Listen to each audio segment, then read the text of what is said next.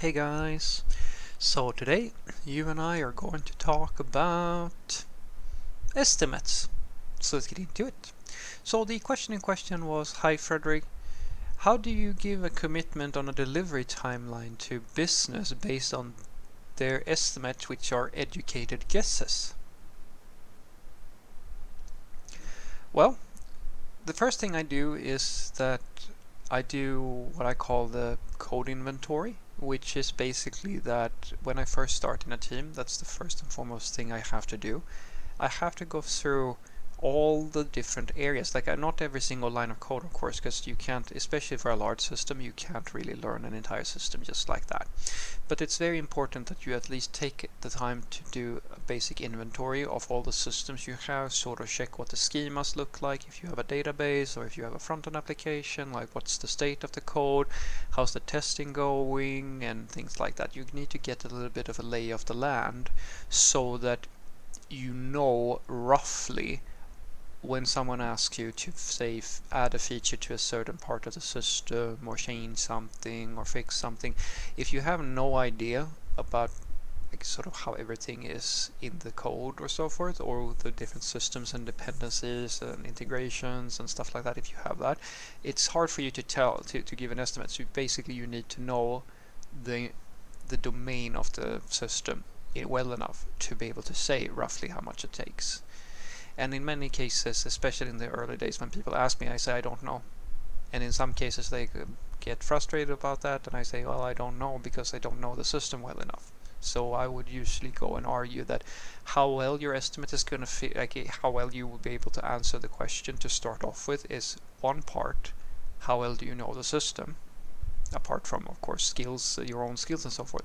But the other part is also, which is the second thing, is specifics about what it means, like how is it supposed to operate, like what is the process of delivery.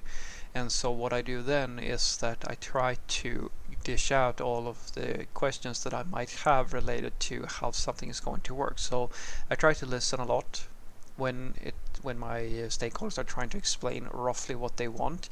And in some cases you have people who just create a story card or things like that and so forth and so forth. And I usually don't find, unless it's a very trivial thing, it's usually not the case that I have enough information when someone just writes me a story specification and says, hey, build this thing. What I usually do is that I read through it, and in many cases, as I said before, guys, people don't really take the time to write down clear specifications. And so I ask myself, okay, what questions do I have related to this specific topic or to this story? And then I start listing out, okay, so how is that going to work? How is that going to work? How is that going to work? And then I start asking counter questions to my stakeholder.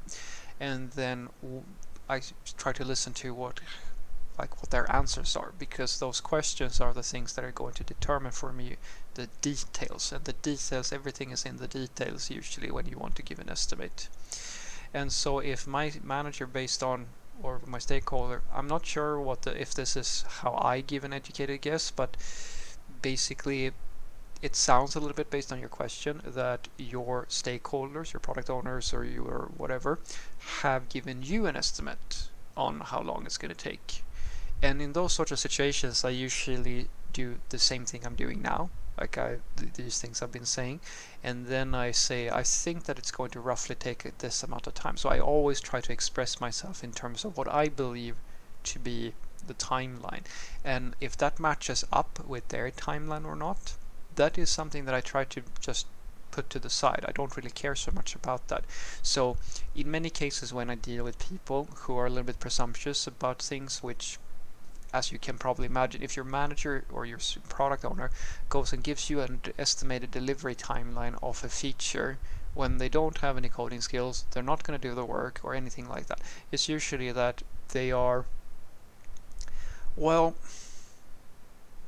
I'm not really sure how to say it, but usually that's not the move of a rationally thinking individual or someone who understands the the process of delivery, or like how something works. Because as you can imagine, like if I'm baking a pizza, I can't just tell the pizza that I need you to be done in 2 minutes instead of 20 minutes.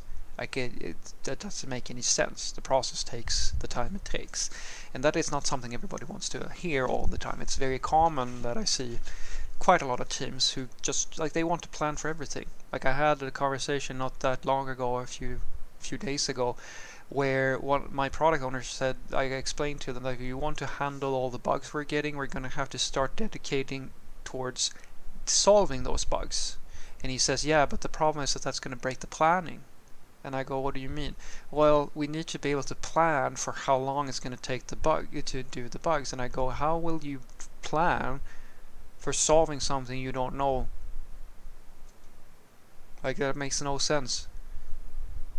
And like as I said, like these are the sort of issues that I usually deal with, where I try to explain to an individual who is a product owner that the teams that we are working with. So you cannot plan for something that nobody knows how long it's going to take. Yet what you're doing here is basically you're putting the planning ahead of the quality of the system. Because if it's more important that you estimate how long a bug is going to take than it is to solve the bug, then what you're basically doing is that you're putting things in a sprint planner, and it's always going to be wrong, and by a lot in some cases. And you can get as frustrated as you want. Like this is the nature of things. You can't plan the time it takes for something that you don't know. It would be like, sure, it's really inconvenient that you don't know exactly how long it's going to rain, but the weather doesn't really give a shit. It's going to do what it's going to do because of its nature. So what you do is that you get yourself an umbrella if it seems to be unstable, and that is how you pragmatically deal with this. But in many cases you don't have that sort of thinking related to software development. So if they do this, it doesn't really matter to me. Let them make the planning and so forth, and I will communicate my estimate. And in some cases it's a good estimate and they're happy, or in some cases I think it's going to take longer and then they're unhappy, and then I have that conversation with them when they might say things like, oh yeah, but no, we need it to be done by then, and it really is important, so and then we take it from there. I let them be presumptuous about what they believe, and then I don't get angry with them. I don't feel stressed about it, because as I said, it's me who's going to do the work, me and my coworkers. So it's really only us who will be able to say roughly how long it takes. And if they believe that they would give us a better estimate and we don't agree, I just tell them the thing that this is my comment usually. Okay, you believe that it's going to take this amount of time. I believe it's going to take this amount of time. Let's see who has the right answer. You who have who don't really know the code or so forth, and me who works as a software developer and is actually going to do the work.